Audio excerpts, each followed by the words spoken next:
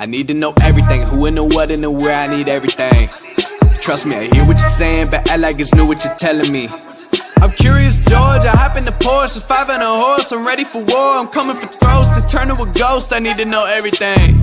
Now you be surprised at the info you get is by letting them talk, so I'm letting them talk. Gotta keep quiet, maneuver in silence to let them in, talk up their body, another one body, that's just how it go. I got some secrets, I'm shaking the game so they stay on their toes. Stay in your lane, how to stay on the go. I came to play with the pros and act like a rookie, so they overlook me. Then I double up again under their nose. None of them cold, they just got lucky but never adapted, so I'm to the one if it's coming to blows. My enemies cutting it close, I let them think that they got me, but what do you know? I had them beat before we ever spoke, I'm ready for smoke. I need to know everything, who and the what and the where, I need everything.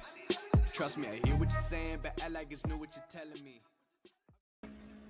Hey, Levy, how are you? Good evening, Lord. I'm phenomenal. What about yourself on this Oh, evening? fantastic. Welcome to Startup on the Blocks. We're so glad to have you here. And I really appreciate our uh, recommending you as a guest speaker.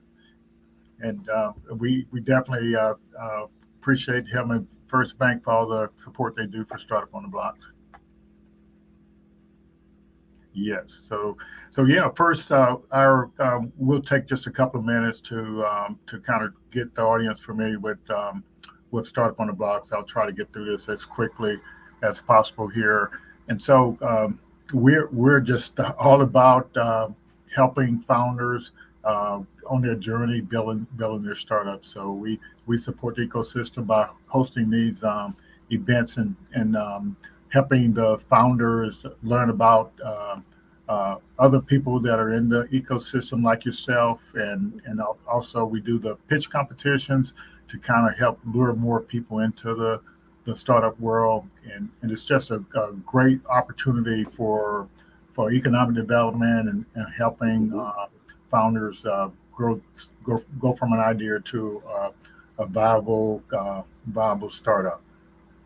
So we have several sponsors that support our Startup on the Blocks program, as well as our nonprofit. But folks like the Industry Hotels all over here in the Southeast, they have been a big advocate for what we're doing, and they're going to help us advertise our a pitch competition that we have Hmm. having next month on June 23rd, and so we'll be putting the link out so people can go and get their application in for that.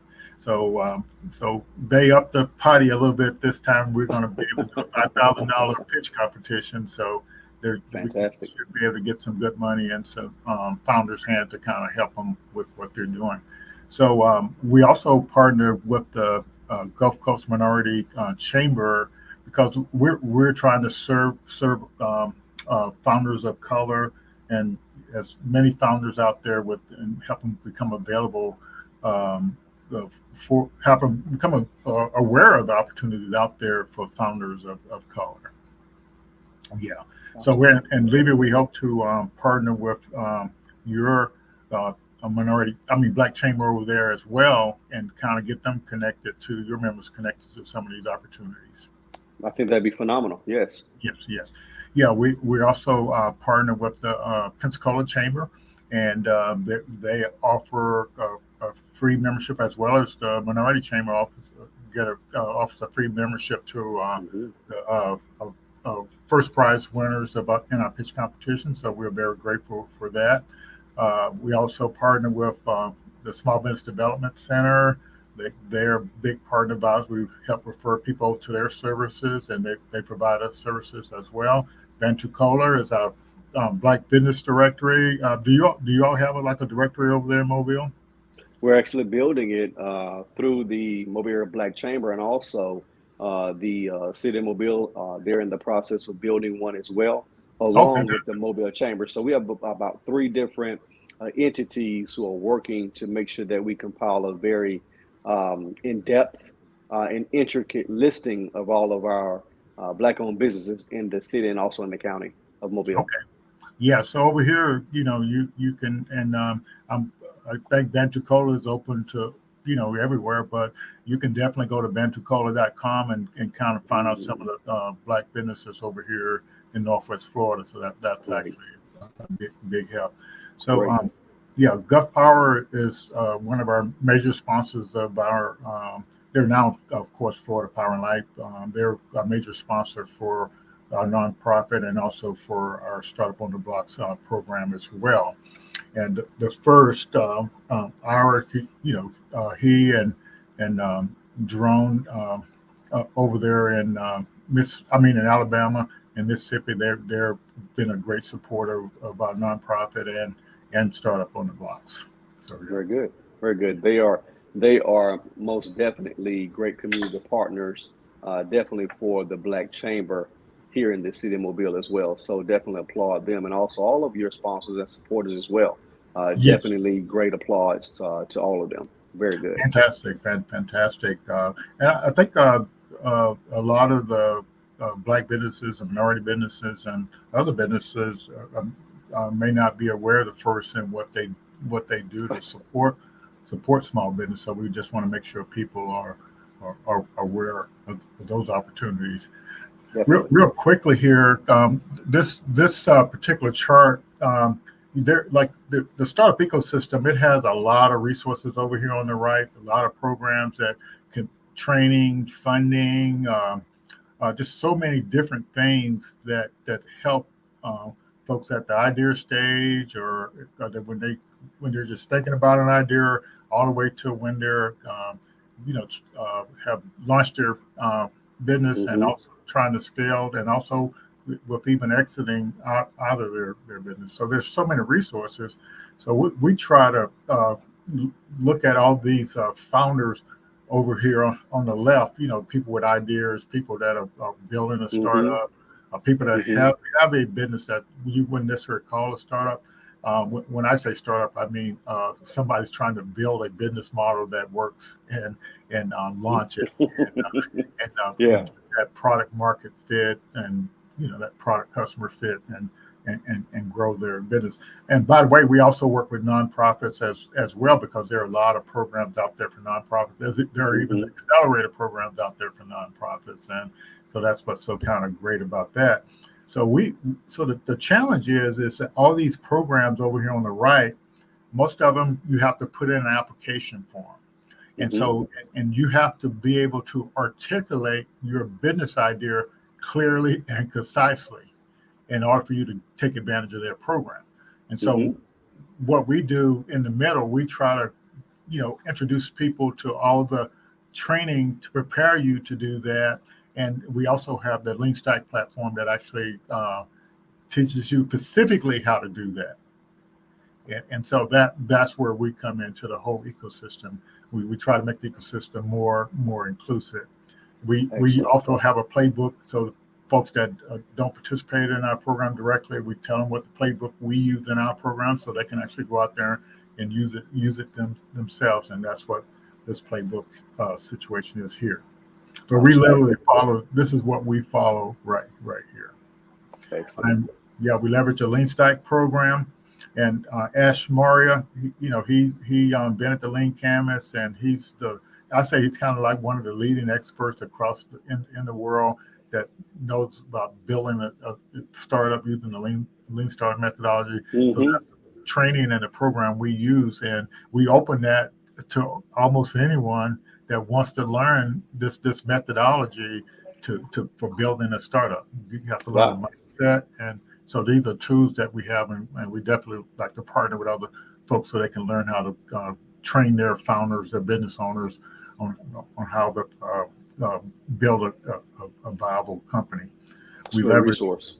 And we leverage mentors to help our founders, and we also offer office hours on Saturdays. And then we also participate in this thing called a startup social, as well as many other things. These are some of the organizations in the ecosystem, including us, that actually host these events each month. It's another opportunity to network and meet people and learn and learn. And I've been networking for a long time, and I always meet somebody that I learn something from, and it's just really amazing. Wow. So this is kind of the journey of a startup founder. You back here, you're trying to get the business idea, and then you have to design the business model. You kind of develop some of these foundations, and then once you get that done, and then you can take advantage. You go into these other phases, but there are a lot of programs that support you throughout all these phases, and so that's what we use the Lean Stack program to kind of help people get through these phases. And so you're here this week. Next week we're having Asafu. He's an entrepreneur and an investor up in the DC area. He's from Africa, and so his organization is a big resource for startup founders, and so we're looking forward to having him on as well. Outstanding. Yeah, so it's just to me it's just a neat time with a lot of opportunities, and we want people to help people prepare for those opportunities and take advantage of them. Well, So yeah, I mean, I think there's a renaissance going on, to be honest with you, okay, when it comes to people having the ability to tap into resources where they've got these great ideas, these great yes, concepts. And years prior to COVID, people did not truly take the opportunity to step back to locate those resources. Well, COVID okay, changed everything, right? So now people were forced to stop, to pivot, and now they're tapping into these resources. And I believe there's a renaissance of businesses beginning, but especially in the African American community over here in Mobile, it is just a booming industry, and I see that really with the different areas where I travel to. I'm seeing that same situation mimic itself over and over again. So I'm excited about the times that we're in right now. And I think what you guys are doing, you guys should receive major kudos because entrepreneurs need this type of resource in order to help them be successful. So kudos to you guys, definitely. yeah, we appreciate that. Last week we had Kimberly Gann on. I don't know if you know Fred Gann over here, the lawyer over here, one of the lawyers, black lawyers over here. But anyway, his daughter was on, and she inspired us to talk about this idea of community and having a community of founders and supporting each other to kind of lean on each other and morally support, technical support, and just helping you build something because it's actually hard to actually build something that's never been built before. It is. I think that I'm under the belief that it's simple, but that doesn't mean it's easy, right? Right, So right. the simplicity is you understand what you want to do. Hmm. You can easily see the concept. You can easily see the moving parts and the pieces to the puzzle. You can see it. So it's simple to envision, but it's very difficult and challenging to actually bring all those pieces together and move forward. So I agree with her. We need different types of communities to support us in our journey as entrepreneurs and community leaders as well. So I definitely agree with her statement. That's Right, fantastic. right. Yeah, and I definitely what I took out of it was the founders need to kind of join in the community and support each other to kind of lift each other up in the community as well because Hmm. there are a lot of resources. So, but we just need we but the founders can help each other move faster because everybody's at a different stage and can help each other move a little faster. That is correct. Very good. Excellent. Yeah, so why don't you introduce yourself and tell us a little bit about you, Levy? Well, listen, thank you for having me on tonight. I'm excited to be with you as the host and all of the guests and attendees. Welcome tonight. It's my humble pleasure to be here. As Lloyd has already mentioned, my name is Levy King, and I am a serial entrepreneur. I think this is, I'm always looking for something new to begin and start. But the center of my universe is I am the owner and founder of a company called Coached Up. All one word, like LinkedIn is all one word, Coached Up. Okay. And what we do as a company, we are a professional development consultancy. And so we've been in business now for 8 years. We focus on helping organizations develop something that most organizations don't pay attention to. And being in this industry full time for the last 8 years, I've really kind of found a niche when I'm meeting with clients and speaking to communities. One of the things that we missed out on is the importance of having a really strong culture within your Okay. organization. The culture is the engine to success. So what we do as a company, we actually coach our clients on culture. Now, we do not step into their realm and speak, hey, you need to fix your culture. That's not what we do. I believe, because if I did that, I probably wouldn't receive any business, right? But, we have to dig a little deeper. So while we help organizations and also individuals develop a winning culture for their organizations, whether this organization is a startup or whether this organization has been in existence for many, many years, culture to me is really based on one thing. It's based on behavior.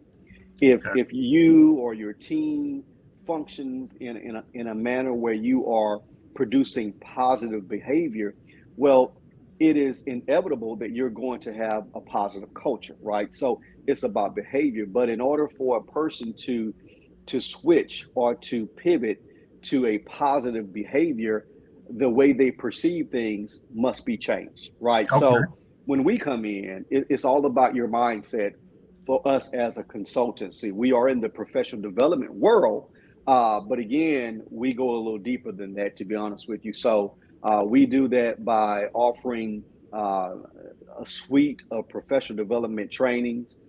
Over the years, we've developed 35 different suites that we can offer to our clients.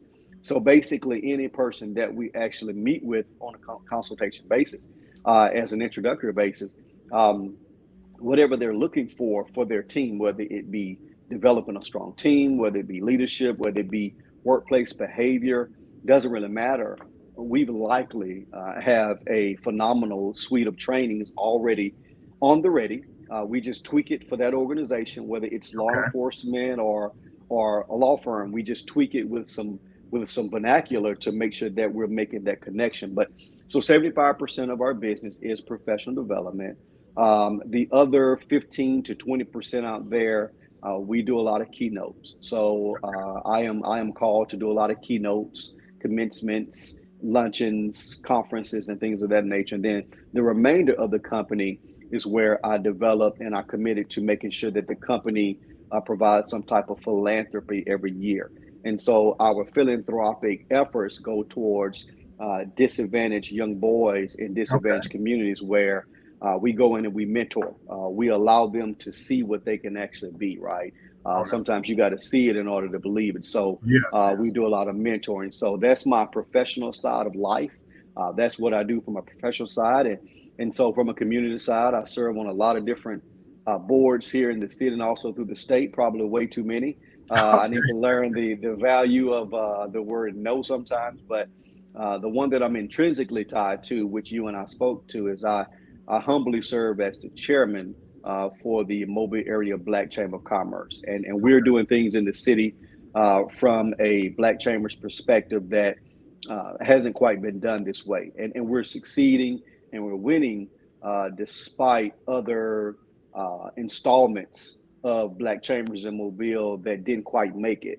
We Yes. make some tweaks and we're still going. So that's me in a nutshell. I'm a native Mobilian, though Okay. I've lived in many places beyond the city of Mobile.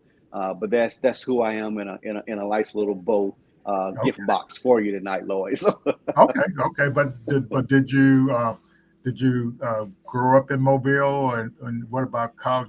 What did you major in, or I what? did. I Okay. did. So my brief story is I graduated college many years ago, and so Okay. when I graduated, I wanted to do something just a little differently. While I had the grades, I had the offers to go to college. I decided to go to Marine Corps. I Okay. decided to go to Marine Corps and do something a little different, and so I did that for 4 years, and it really changed my perception. To be honest with you, it Hmm. broadened my scope, even as a 18-year-old boy Gotcha. and coming out as a 22-year-old man. So I did that for 4 years. I came home, began my college journey. I actually finished my education with my bachelor's and my master's at Faulkner University in Okay. Montgomery. Gotcha. And so now I'm traveling into this PhD world, I tell Well, you, which is what just did you taking what way did too you long. study? What did you study, and what are you studying? What did you study in your undergrad, So, and so what are my you? undergrad, business administration for Okay. my bachelor's, and my master's is science management, which is a mixture of human resources, people, and of course leadership at the same time. So it's a really great degree piece that I thought Okay. would benefit me well in the years, and it really has because Okay. it's given me that side of how to deal with people, right? And so Okay. I needed that, and I didn't quite know then how much I would need it, right? Okay. And of course now with what I do for a living, it's all about people, right? It's about Okay. observing. It's about being able to make connections. It's about having the ability to take a group of people on a journey, especially when they step into that arena with not wanting to be there, right? My goal is to take them on this journey to be able to realize that they have the ability and the capacity to be just winners within the organization. And so, and now I am working on a PhD with Hampton And so just trying to continue to learn, right? So Okay. that's my formal education side of who I am. Yeah. But like, so how do you think whatever you're studying with your PhD is going to help you with what you're doing out there in the world now?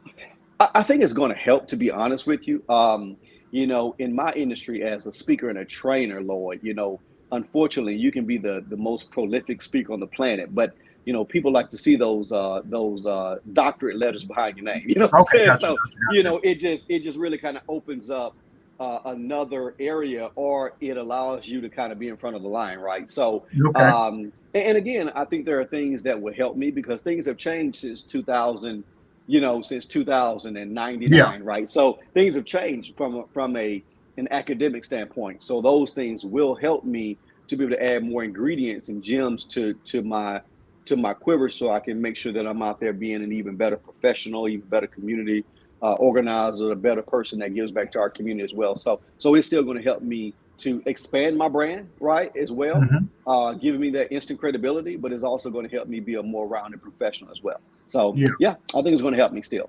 Okay. Well, yeah. There's a lot going on. Like it also seems like there's some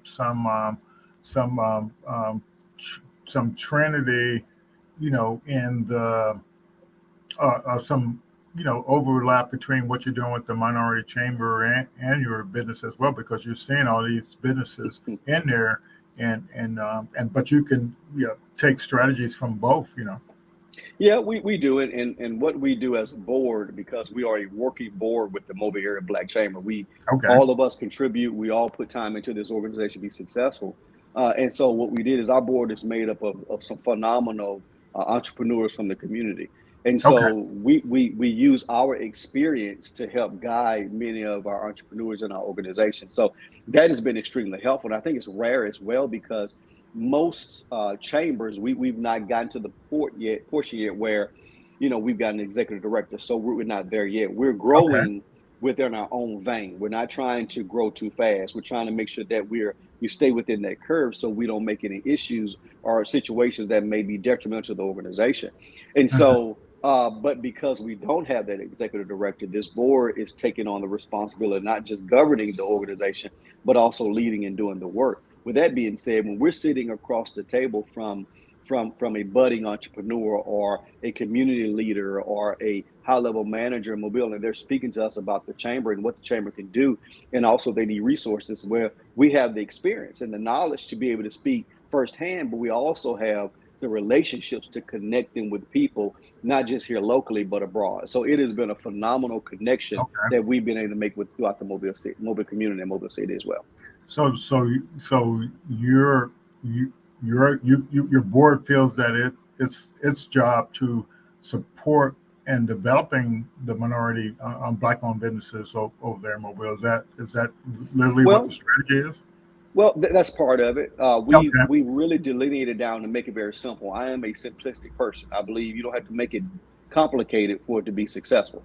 So what we've done over the years is we developed this process or this philosophy, and we call it the 3E philosophy. And what we've done is we've stepped back and we've said to ourselves, what does a brand new or an existing African American business need, right? Well, Okay. and so our philosophy is called 3E. That's educate, empower, and encourage. Okay. So the first portion of our chamber, we need to educate every single person. And of course, our chamber is the Mobile Area Black Chamber, but anyone can join our chamber, right? Yeah. Because all the resources and the programming we provide can benefit any organization. But because we are the Black Chamber, we are a major conduit to many of those African American business owners that have never been a part of a chamber before, right? So we are Yeah. helping them. But we believe the first step in entrepreneurship is education. Now, the education can be let's adjust what you're doing, right? Let's find out how you're doing what you're doing, and let's make some adjustments so you can be successful. Let's make sure you have the necessary tools and the necessary equipment, the necessary knowledge in order to be successful. Let's make sure that you're established the right way in order to be successful. But Okay. through those conversations, Lloyd, there may be a statement to say you're not ready yet. That's part of education as well. Yeah. So we go through the education, and we feel as though if we educate that person properly, Well, education leads to empowerment. Now you are empowered to continue, right?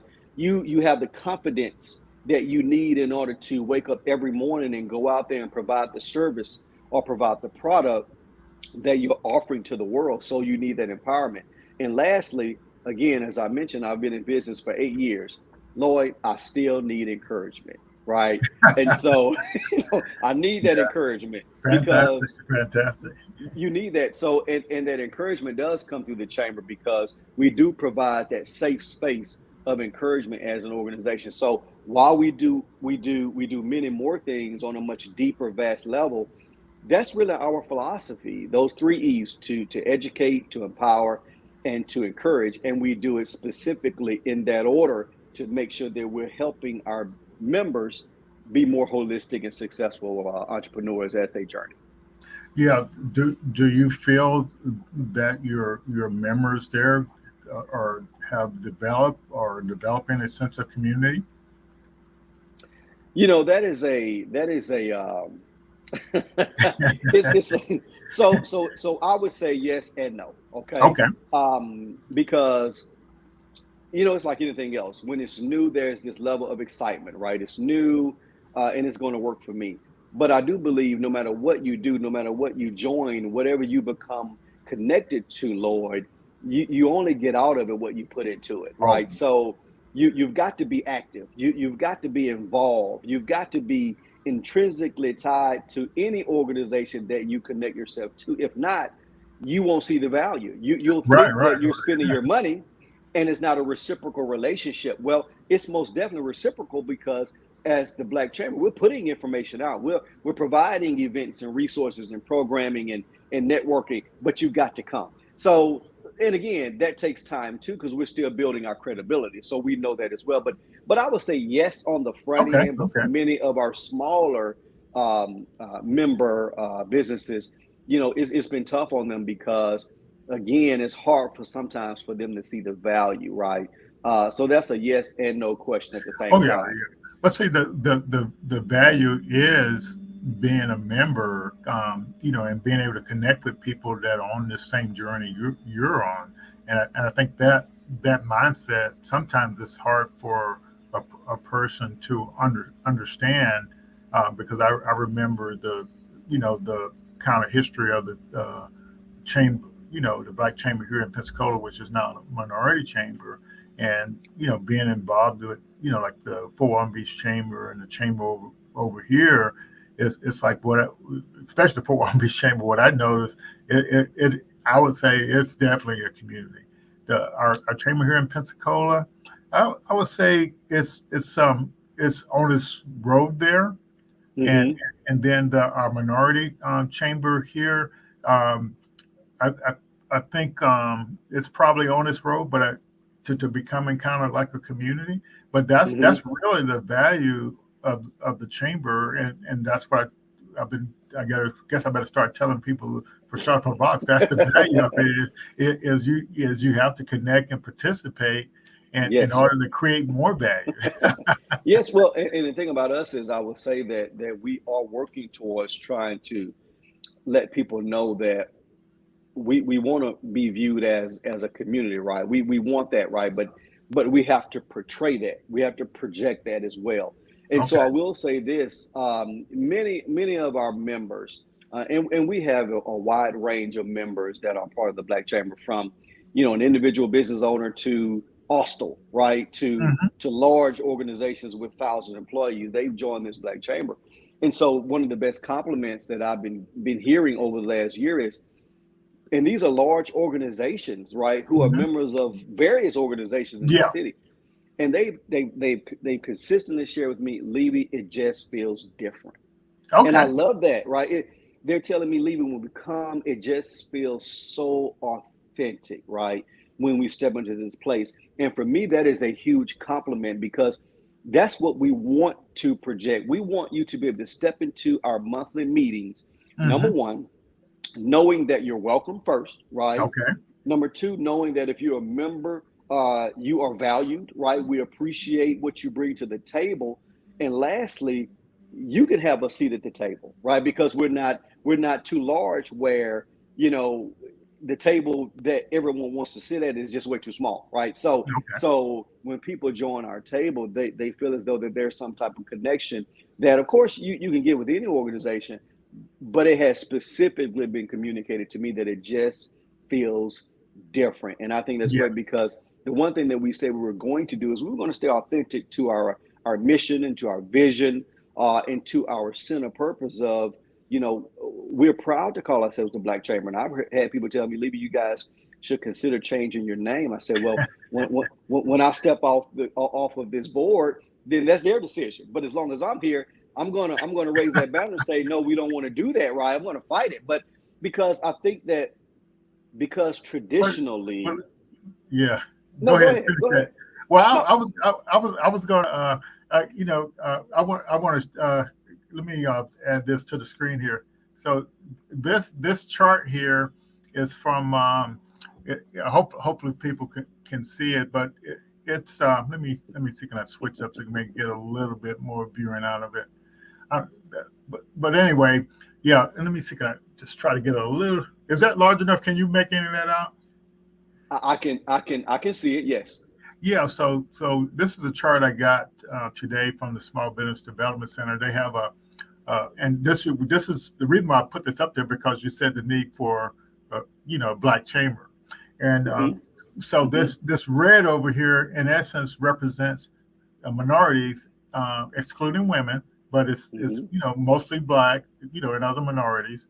But you can see, and this is capital formation for a business. So that's money that a minority or Black-owned business brings to the table to start their business. So do you see any difference between this red thing and this blue thing, which is basically white male run businesses? Most definitely. Most definitely, right? But I'll say this, Lloyd, it is an indictment on both sides. Let me just be honest with you, and because I want to make sure that the audience understands. So it's an indictment on the traditionalists, but it's also an indictment on minority-owned businesses when they begin, right? You have to thirst for information, right? And you can't be intimidated because you're just starting, right? So we all started somewhere, so you can't be intimidated. You have to understand that you have value and worth on the front end, so don't allow a traditional organization that's been around for 100 years to allow that organization to keep you on the fringe, all right? So you got to step up, speak up, and walk up. You got to do those things, right? But also on the indictment on the more traditional side, for organizations that have been around for many, many years, they have to understand the power of inclusivity, right? Yes. And I think they're learning, and I do mean this. I think from a collective standpoint, I see a change. It's not moving fast enough for me as a 50-year-old Lloyd, but I do see the change in the different organizations and the communities that I'm volunteering and working in. I do see the change. But again, it takes both sides, Lloyd, to make sure that this wall becomes irrelevant one day. But it will take time, but it's going to take some intentional strategic moves as well in order to remove this divide. But it is moving. It is moving. Yeah, and so like so this is for getting loans to start your business, and this is for 2021 for pretty much Northwest Florida. The clients, and this is just the clients that the UWF Small Business Development Center. But and so as you can see, the amount of capital that a minority-owned business brings to the table from their family inheritance or wealth is less than $5 million for the whole reason. Now you see the loans that they can potentially get to help form their business and hire employees, buy equipment, etc. It's still less than $5 million. Where in both cases, the white male is approaching.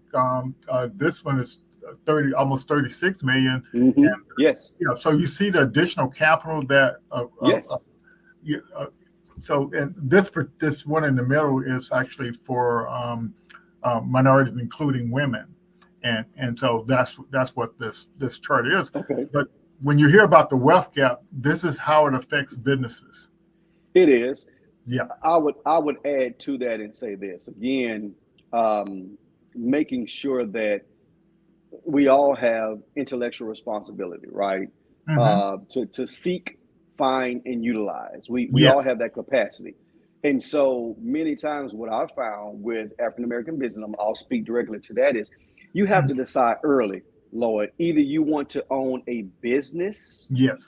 or you want to own a business, right? Okay. You see, when you establish a business, you have everything you need in order to make sure that it's harder for an entity to turn you down for capital, right? Right. You have your business license, you have Okay. taxes, you have a bank account that's in the business's name, you have Yeah. your EIN number, you have your Dun and Bradstreet number, Okay. because if an entity can find any reason to minimize your loan, to reduce the amount that you're trying to get, or outright reject you and deny you, at times they'll use that. So we need to arm ourselves to make sure when we step into that arena to try to access that capital, that our paperwork is ready to go, right? Right. Our documentation is ready. Now, a lot of times I've found the reason why that number is lower, Lord, is because they don't even try, because they don't have the proper documentation, right? Yeah.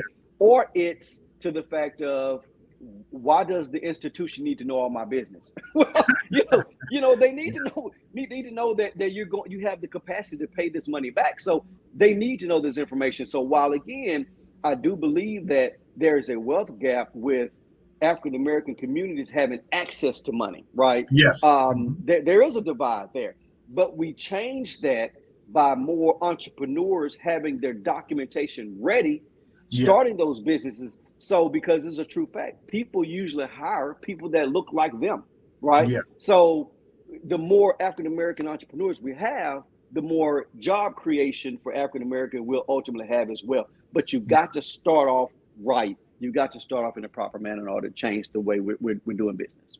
Yeah.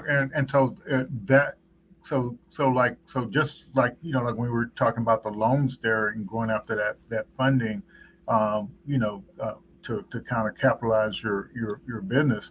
And so in the startup world, what we do is we learn how to pitch our idea clearly and Mm-hmm, concisely to mm-hmm, get uh, non-equity based funding, a mm-hmm, non-diluted funding, and then once we get our product and service up there out running and up and making money and prove that it's actually working well with the product market fit, and then we go after maybe some mm-hmm, equity funding, to do it. So the idea is with that wealth gap and that capital formation.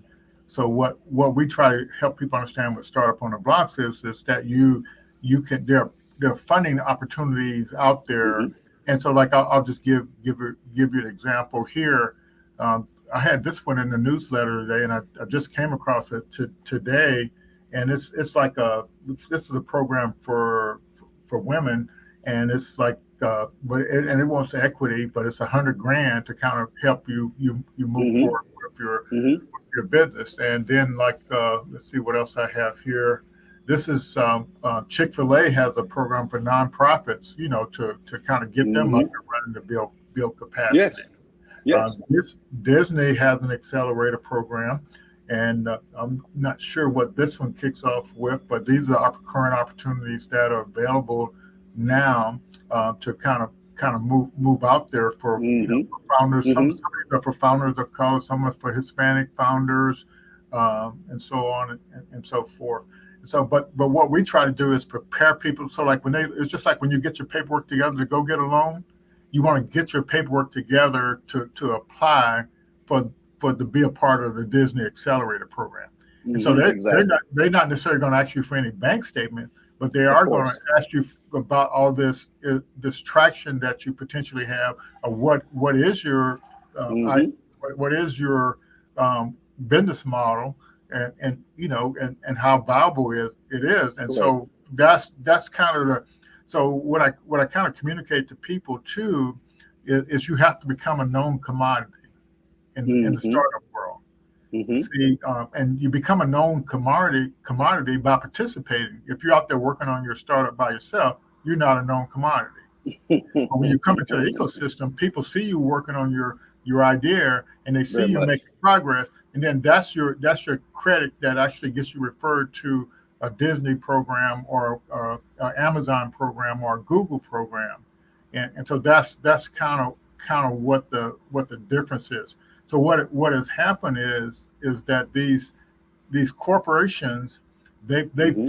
they know that gap with the loans and the gap with Hmm. the capital that the business brings to the table. So they create all these programs to kind of get and get folks in. So Facebook, Meta, they have programs for Black founders. Everybody has a Hmm. program for Black founders and support to kind of get them moving forward, because they realize that that um, d- difference in where we start from It is is a what I'm difference. trying. It Yeah, is. It is, and that goes back to my point about the it's an indictment on both sides, right? It yeah, is, the traditional companies, they're doing things like this because they've realized, they've noticed this gap, and yeah, somebody had to say, let's start some programs to assist, to make sure that we can find ways to help them be successful. But then now it goes back to those new business owners. They've got to want to be a part of these types of programs, right? yes, They've got to be educated on them as well, but they've got to be able to want to be a part of the cohorts, to learn, to be taught, to get that type of coaching, so yeah, that they can apply and be a part of these things. Here in Mobile, we've got the innovation portal, which does exactly this, and I think it's yeah, phenomenal. I think yes, they're doing better every day. But when I step into that space, Lloyd, and there are only a few entrepreneurs that look like me, it's annoying, yeah, it is. because this is a space created right here in Mobile specifically to help you innovate, right? To help Yeah, you learn, to get you to the monies that you need in order to start your business. And so when I'm speaking to people, I tell people all the time, yes, there are many ways to access capital. There's family, there's friends, there's your 401k, there is the yeah, bank, but also there are programs such as this. But you've got to commit time in order to be able to access this money. And I found so many times they're not patient enough, right? We have to understand that this takes a patient uh, character, and I'm not talking about person. I'm talking yeah, about patient character. Your character. yeah. You've got to know that this is a journey that you're Yes, getting ready to embark upon. And right, right. so, just because you can't get the money tomorrow, you still need the money 6 months from now, Lloyd. Yes, So go yeah. through the process, okay? And just so you can access, you can gain, you can achieve what it is that you're trying to achieve. So Right, right, and yeah, sometimes like yeah, you don't know what this thing's all about. Or you don't know what the journey is, and you don't know the answer to the questions on the application. But you have to at least try to fill out the application so that's you kind of correct. understand what they're looking for, and then the next application you learn how to answer the question you Very prepare. much. But the Very but the much. training is out there. You just have to be willing to go and be hungry Definitely. enough to find it, because I can tell you unequivocally, just you said it 100% right. It's a journey, and and Hmm. and it doesn't matter where you are on that journey. You can be successful, but you just got to be patient and learn. You can't know everything all at once. Yeah, I'll sit with, and it's a funny thing you brought that up, because I step in these spaces all the time with these high level executives and yeah, C-suite, and I do hmm, I do understand that they believe that there's nothing they can learn. It's like, what is this guy going to teach me, right? hmm, And very quickly they learn that there's a lot I can teach you, right? The point is, this is every single one of us, we there is no boundaries to our growth, right? Growth is not in a box, right? Growth continues to expand as long as you continue to feed it, right? So we can always learn something from someone. And so again, what the Black Chamber tries to do with that empowerment and encouragement is we encourage them to network. We encourage them to be a part of cohorts. We encourage them, when we bring in partners like we're bringing in next week to start this 12-week cohort. Be a part of this, because you're going to learn valuable information. And then once you exit, you're going to gain certain things. Number one, you're going to gain satisfaction because you Mhm. completed this program that's going to allow you or assist with your success. But next, you're building relationships. You're in the room with 20 other people for 12 weeks. You're building relationships. You're Yes, meeting people. You're listening. You're learning. You're gleaning. You're absorbing the room. And that stuff you can't buy. You can't buy that from anyone. So we absolutely. do encourage them to be a part of these innovative cohorts, these accelerators, these pitch contests, so that they can build their crafts as well. So again, I applaud you guys for what you guys are doing over in Pensacola. Fantastic. Yeah, looks like you got a question there. Okay, let me see. Okay, I see it. So let me make sure I don't have my glasses on Okay. there, Lloyd. So does the Mobile Chamber take Floridians as members? Just so we understand. So there are several chambers in Mobile. So there's the Mobile Chamber, and then there's the Mobile Area Black Chamber, which is the chamber that I chair. So I can answer to us, yes, we do. And so while our bylaws, we serve three counties here in the state of Alabama, but anyone that would love to be a part of our chamber, we would love to have their expertise, their participation, and bring that value to help our chamber to be even more of a well-rounded organization. So for the Mobile Area Black Chamber, yes, we most definitely do, and we will welcome you into our organization. Fantastic. Yeah, I think, yeah, chambers, a lot of chambers depend on the memberships for their operating capital. Hmm. And so so that's,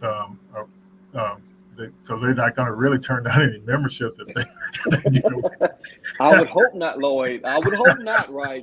So That's their revenue model. Hey, I would like to share this. The Pensacola Chamber over here, and this might be something that you all can use over there with the Minority Chamber. What do they call it? They call it. They have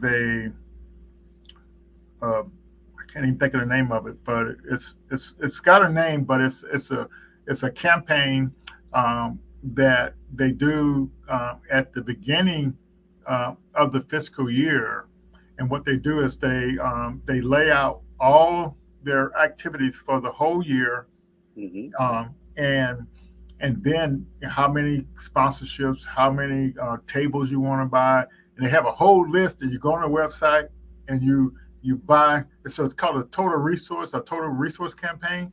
So literally at the beginning of the fiscal year of the chamber, they have the money for the whole year. oh, wow, You see phenomenal. what I'm saying? It's called a total resource campaign. I like that. Very good. Yeah, so Interesting.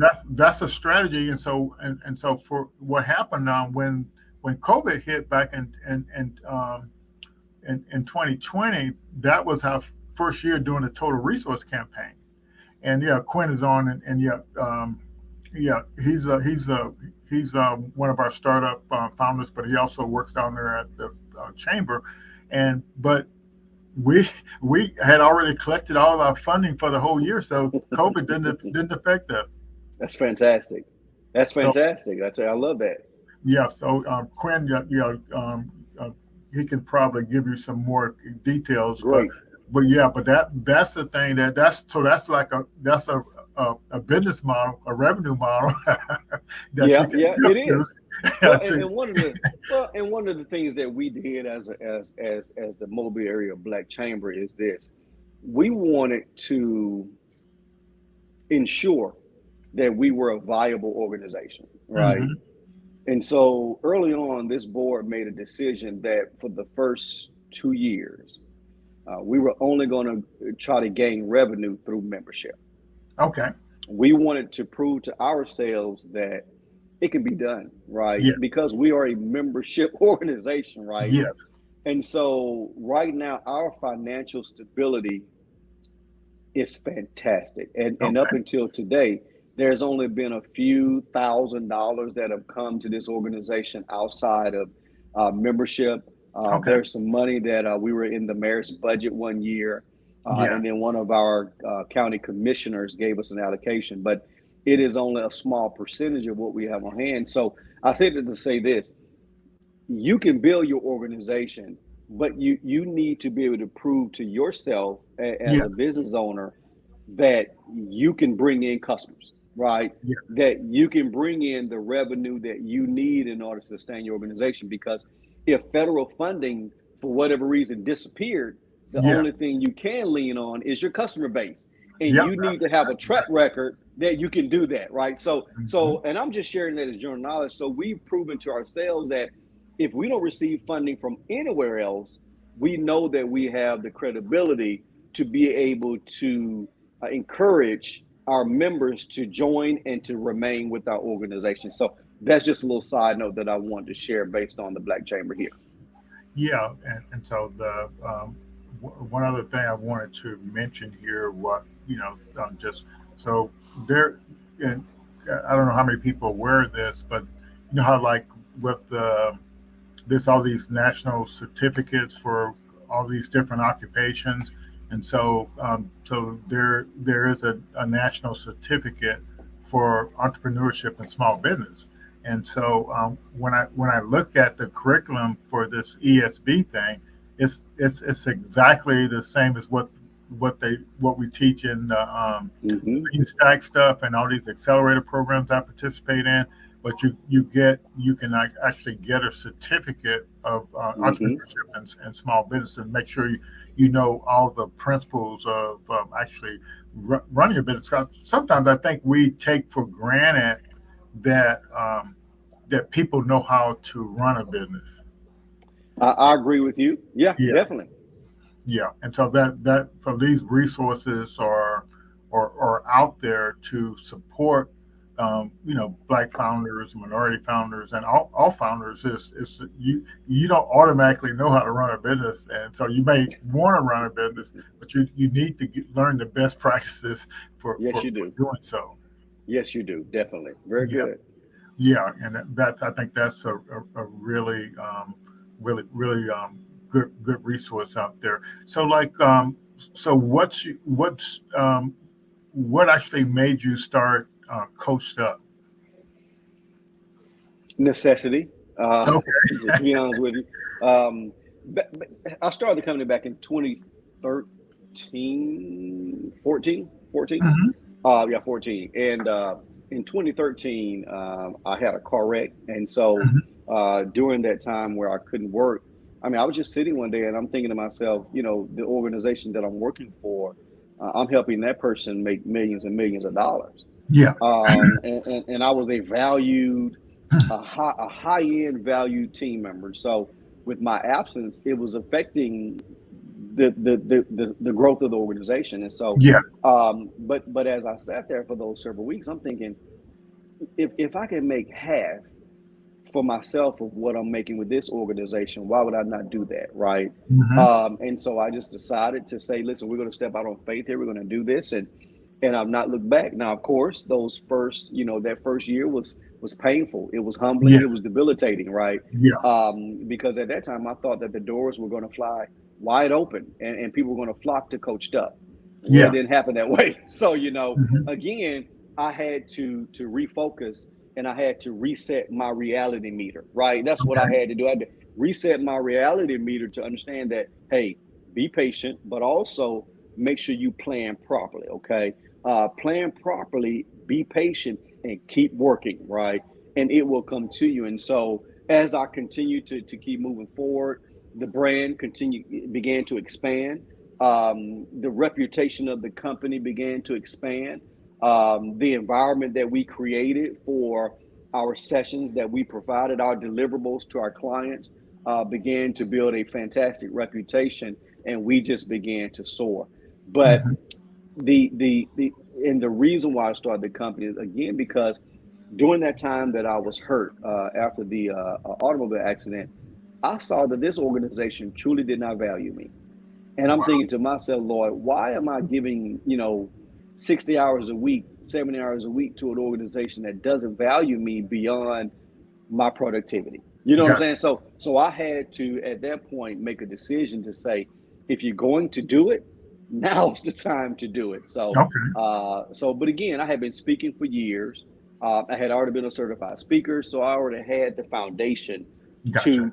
to do my craft. but I had never owned a business, right? So I had the expertise to do the craft, but I didn't necessarily have the expertise, the hands-on of actually owning a business. So all of my education helped. So I had to do the same thing that you're telling entrepreneurs right now.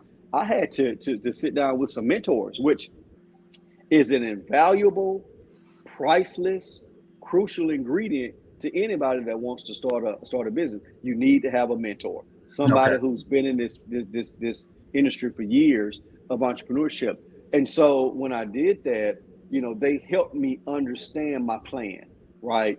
They helped me to forecast. They helped me to be realistic. And with that Okay. being said, I was able to again, I did okay the first year, but it was nowhere near the money that I was making. My wife and I, we had to make some financial adjustments. Okay, you know what I'm saying? So, but once we got to around year 3, Mhm. it was fantastic. And I'll tell you, COVID took my business to the next level, which I had no idea would do that. Mhm. My wife she was concerned. She was like, if you can't speak, you can't make money. If you Mhm. can't get in front of people, you can't generate income. She says, what are we going to do? And this probably lasted for about the first 30 days in Mhm. 2020 of March. And so the phone began to ring, and I'm thinking, what's going on? Well, something magical happened. Clients were paying people to sit at home. Okay. So they were saying, listen, I'm paying them to sit at home. They need some type of development, right? Can you do this? Of course, the answer is yes. I had never done anything from a virtual platform in my life, but the answer was yes, I can do that. Okay. And I figured it out, right? I figured it out. And again, now what that has done is virtual trainings are now a staple, a portion of my company. So when people call Fantastic. me, I let them know we do offer virtual platforms, but I do present my virtual platform in a different environment, and people love the product that I give them, even from a virtual standpoint. Okay, that's really fantastic. So, yeah, I like the fact that you know, not even knowing that the COVID was actually going to be a benefit to your business. Hmm. Yeah, and to be honest with you, I don't, people like in person events. I like in person events, but to be honest with you, if you need information, if you need to learn something, you know you you're going to get it any way you can. If you need to, Correct. and so we're talking about the networking earlier, and basically, the technology allows you to do it, but you had to be willing to do I did. I wasn't willing, but I needed to. So Yeah, that's another thing. I had to sacrifice a little bit of myself, a little bit of my stubbornness, yeah, in order to move forward. And so, but it has been a fantastic addition to the company. It really has. yeah. I like what you also said about you got out there doing your business, but you didn't really understand how to do it, and so like, and I think what I would like to say is for the founders out there is training for you to learn Hmm. learn what is necessary, but you have to just seek it and do it. Hmm. So like, this in our lean stack training, at the beginning, at the very idea stage, and so like, let's say, a new founder or somebody that's thinking about becoming a founder, they have this foundations training, and so you mentioned the word mindset, Hmm. and expectations, and so this foundation thing, that's what it's about. Hmm. There's a mindset. If you're going to create something new, there's a mindset that you have to actually learn, Hmm. and Hmm. so that's what the lean stack training, the first part of it is actually about the mindset. And the irony of it is there's only like 5 videos, but it actually introduces you to the mindset, and they're less than each one of them is less than an hour each, so you can actually Fantastic. learn what the mindset is about being a founder, that where you're going to build something new that's never been built before, and Hmm. you can actually learn it. And then this is the next phase you go in is called the business model design, and it's even less videos than the foundation training, but people don't realize this is it's just key things you have to know and in order to move forward. But what I like about this particular business model design training, it says learn how to pitch your idea clearly and concisely to your team. So you may have to even recruit a team, just like Definitely. you were trying to get money. So you got to be able to pitch. If you need a co-founder, you got to be able to pitch it clearly and concisely. And this is your business model, not your product. Correct. You see what I'm saying? And then to investors and other stakeholders, and these are just entities in the ecosystem. It may be a pitch competition. It may be a pre-accelerator program. It may be an accelerator program. And so you have to be able to articulate, what your business model is and learn some of the key terms so you can actually answer some of these questions on the application that unlocks some of this money that's out there. And so that's I wanted to kind of share that, but because some people think it's impossible to get money. It's impossible to get a co-founder. But if you can convince a co-founder to help you, see the beauty of a co-founder, let's say you're a non-technical founder, and if you can find a co-founder that's a technical founder that can actually build your product, if they can build it, that means you don't have to have money to build your product. That's right. Or like the guest we had on last week, she was a UX designer, user experience and user interface person. So she can design the way your product looks. And so that's kind of if you can recruit a person like that to get on your team, and that's what this startup stuff is all about. You learning how to do that kind of stuff correctly, and so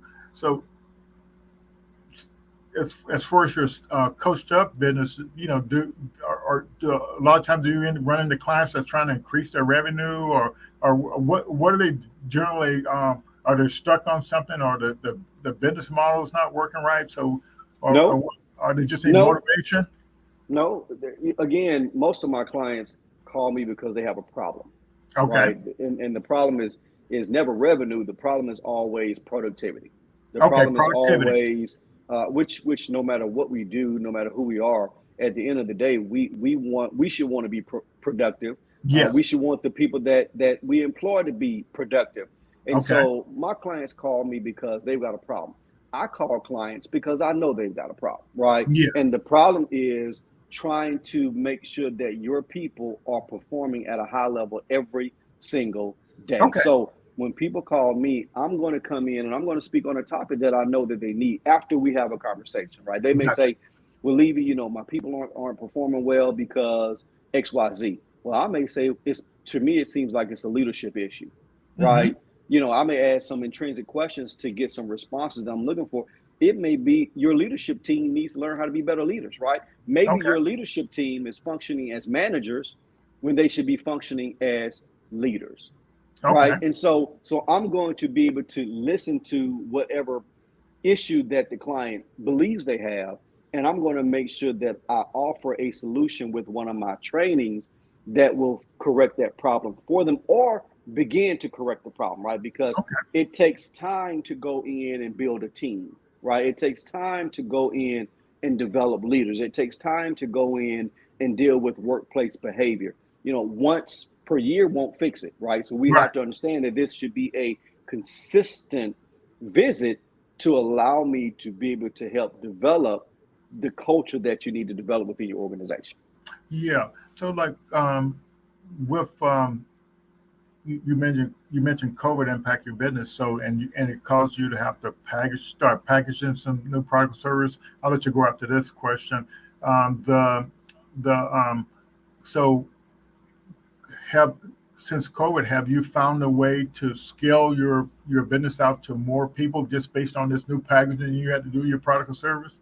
I have. It has been phenomenal, and it's all been based on these Zoom platforms. And so I am a person that my enjoyment with what I do is having the opportunity to be in the room with people, right? Yes. That is my enjoyment. That is where I feed off of that energy. Okay. So when I began to transition to this virtual platform, I didn't want to do it because I said, you know what? They're gonna lose some of me. And Gotcha. clients don't pay for my product. Clients pay for me because they want me, they want my knowledge and my know-how and my Yeah. experience in their organizations. And so when I started my Zoom presentations, well, I did them just like this, Lord, because this is the way they were done, right? Yeah. Screen share and all this. And so, but I wanted to be ahead of the curve, right? Okay. I wanted my clients to say, okay, you've got a virtual product offering. Yes, I do. But let me share with you how I do it. So after I did this for about 6 months, I told myself, because that's another thing, an entrepreneur founder should always be looking for ways to do what he or she does better, right? How can you make it better? How can you be ahead of everyone else? And so what I did is I thought about it, and I contacted a videographer here in the city. And so now when I'm doing my presentations, I'm doing them within a green screen, and they love it. I'm Okay. standing, I'm walking because I'm a mover. So Gotcha. I can't sit here and deliver. I need to be up delivering. So Gotcha. with that being said, so the entire presentation is in the screen, and I'm standing in it, and my clients love it. They love it. Fantastic. So I step out of the frame, I'm still speaking. They still hear me. I'm still connecting. I'm still asking questions. I'm still giving breakout materials. I'm still doing that. And I step in to make. So I had to really change the way I did it to make sure that I'm better than other presenters, because Fantastic.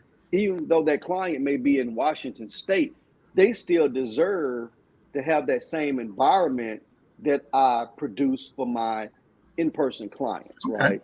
And so because of that, it has helped my business because it's very difficult to get to Washington State. You've got to do your lodging, your travel, you got to add them to your cost. But now, listen, we can do it tomorrow on this virtual platform. So but that is one thing that I've added, and it has really aided in the growth and expansion of the brand, and also it has really helped our bottom line as a company. Fantastic. So any parting words before we get off here tonight? Well, just really briefly, I'll tell everyone here, whether you are currently running a business or whether you are thinking about running a business, the one thing I will continue to tell everybody is just continue to think of it as a journey. I mean, really, when you think about it every day as a journey, it is going to encourage you. It is going to motivate you. It will encourage you to get up and put the energy behind it, but it'll also encourage you when things aren't going well. If you remember, this is a journey. You're going to have those days where it's a superstar day, and you're going to have some days where it's not a superstar day. But you've got to remember, this is your journey, and your journey does not need to look like or resemble or reflect anyone else's journey. It's simply yours. And I wish everyone all the best on their journeys as well. Well, fantastic. That's excellent.